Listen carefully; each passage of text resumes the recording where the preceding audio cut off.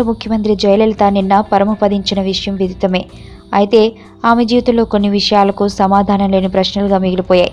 జయలలిత ఎందుకు పెళ్లి చేసుకోలేదన్న విషయం ఇప్పటికీ అంతు చిక్కని ప్రశ్న. అయితే ఈ విషయానికి సంబంధించి రకరకాల ఊహాగానాలు వినిపిస్తున్నాయి.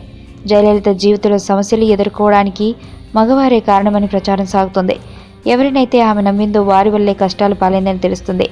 ఎంజీఆర్, శోభన్ బాబు ఇలా జయ ఎంతగానో నమ్మిన వీరే ఆమె కష్టాల్లో ఉన్నప్పుడు కాపాడడంలో విఫలమయ్యారని విశ్లేషిస్తున్నారు.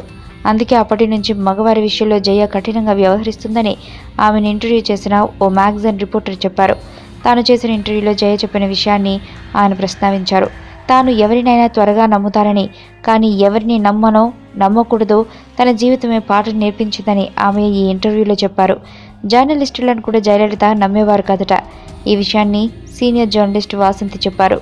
తాను ఇంటర్వ్యూ చేయడానికి 1984లో ఆమె వద్దకు వెళ్ళినప్పుడు జయలలిత తన సొంత టేప్ రికార్డర్లో ఇంటర్వ్యూ అంతటినీ రికార్డ్ చేశారని వాసంతి తెలిపారు. జర్నలిస్టుల్లో కొందరు తన వ్యాఖ్యలను వక్రీకరించే అవకాశం ఉందనే భయంతో ఆమె ఇలా రికార్డు చేసిందని, అది కూడా ఒకందుకు మంచిదేనని వాసంతి చెప్పారు.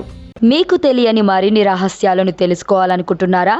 అయితే సబ్స్క్రైబ్ చేయండి రహస్యవాణి.